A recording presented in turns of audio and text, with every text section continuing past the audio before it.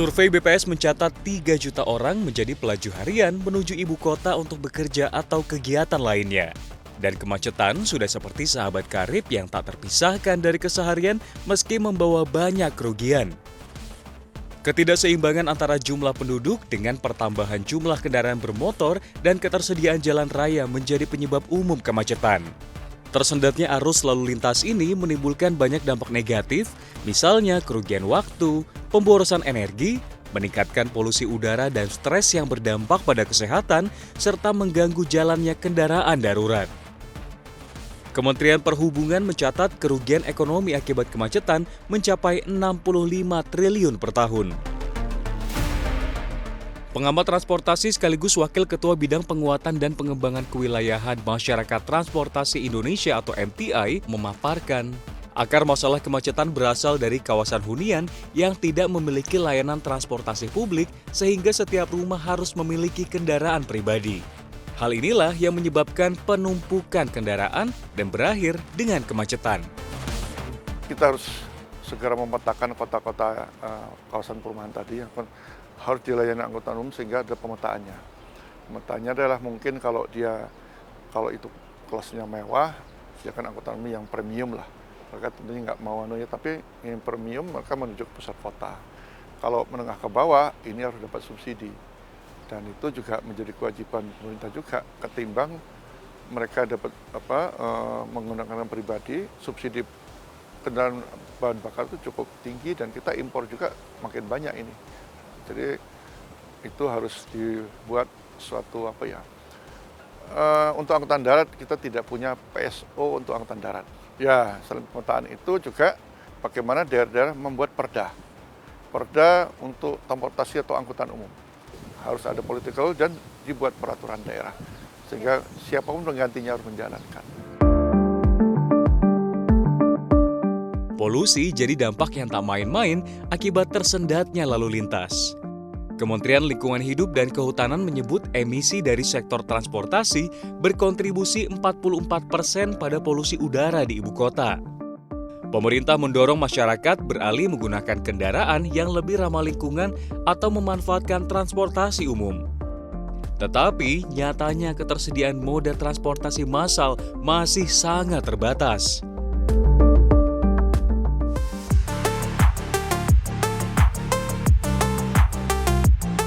Transportasi umum di Jakarta jika dibandingkan dengan kota-kota lainnya di Indonesia memang sudah lebih baik.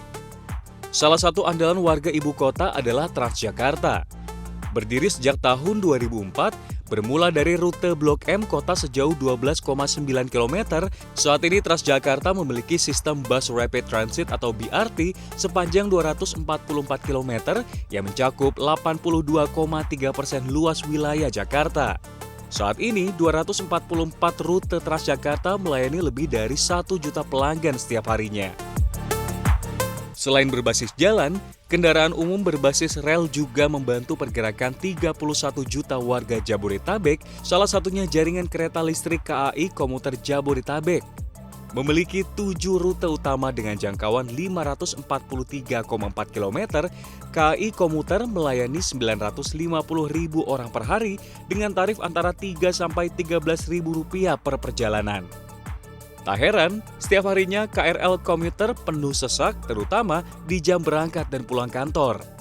Mulai 28 Januari 2023, warga Jabodebek mulai bisa menikmati layanan Light Rail Transit Jabodebek yang memiliki 2 rute yakni lintas Cibubur dan Bekasi.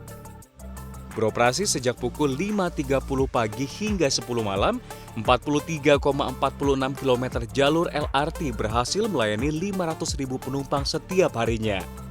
Layanan berbasis rel diminati masyarakat karena memiliki ketepatan waktu yang presisi dan terbebas dari kemacetan jalan raya. Dari data operator, jumlah penduduk yang menggunakan angkutan umum baru sekitar 1,14 juta penduduk, yang hal ini masih terdapat gap sebesar 6,83 juta penduduk yang kedepannya ini menjadi potensi untuk nantinya beralih kepada angkutan umum.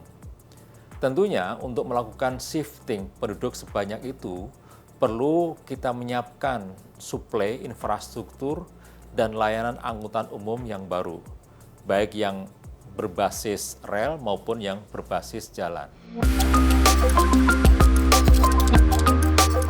Selain ketersediaan infrastruktur, minat masyarakat menggunakan transportasi umum juga sangat bergantung pada terbangunnya sistem integrasi antar transportasi yang membuat masyarakat dapat berpindah antar moda melalui halte atau jalan yang telah tersambung.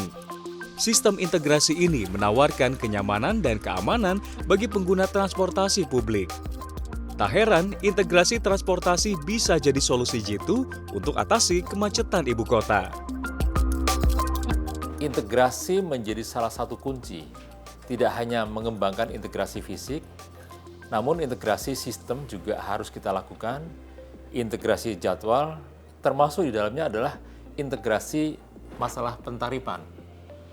Nah, dari berbagai program pengembangan layanan angkutan umum perkotaan, beserta integrasinya sebagai kebijakan push policy yang ini paralel dengan penerapan push policy juga, berupa misalnya di Jakarta ada KG, kemudian ada tarif parkir progresif, kemudian ada zona-zona yang ditetapkan sebagai zone low emisi zone, kemudian ada beberapa kebijakan lain, dan hal ini terbukti bahwa penggunaan angkutan umum di wilayah Jabodetabek ini sudah semakin meningkat. Perjalanan menyusuri Jakarta memanfaatkan integrasi antar moda memang memudahkan mobilitas masyarakat. Misalnya, jika Anda pengguna LRT, Anda bisa langsung berpindah moda ke kereta komuter. Bahkan bagi Anda yang mau keluar kota, bisa langsung menaiki Wush atau kereta cepat Jakarta-Bandung yang terintegrasi dengan stasiun LRT Halim.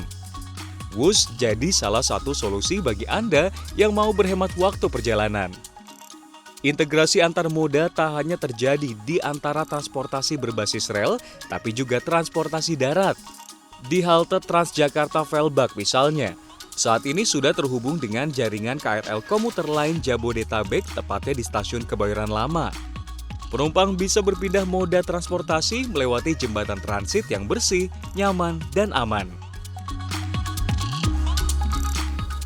Integrasi yang tadi saya sampaikan, ini yang memang dirancang dengan baik, menghasilkan transportasi yang hemat biaya khususnya, dan ini adalah menciptakan suatu kualitas udara yang baik, termasuk transportasi yang berkelanjutan.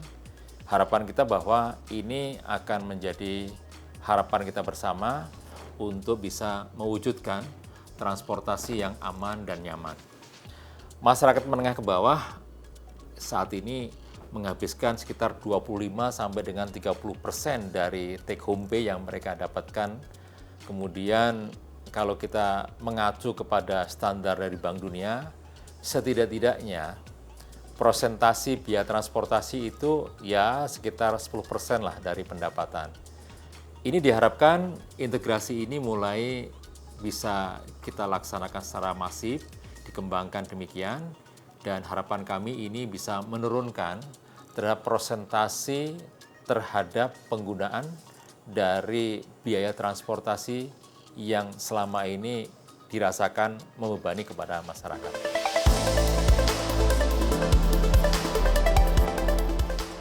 Minat masyarakat untuk menggunakan transportasi sangat bergantung pada ketersediaan sarana dan prasarana serta integrasi antar transportasi. Sehingga sangat penting untuk memperhatikan aspek kenyamanan, keamanan, dan ketepatan agar perjalanan menjadi semakin lancar. Tim Liputan CNBC Indonesia.